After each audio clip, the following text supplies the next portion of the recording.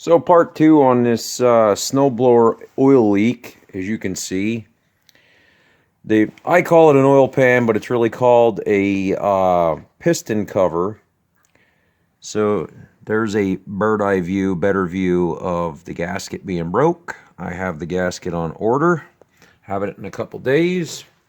But basically what we did was G-Mech Senior he loosened the motor to lean it back, removed all the pulleys, as you can see, and then there's here's some more of the pulleys. We'll show a little bit more on because you got a bracket involved of stabilizing the engine, because this thing, obviously with the size of it, has a lot of torque to it. So, but yeah, simple problem like this. This gasket is like $7-8, something like that.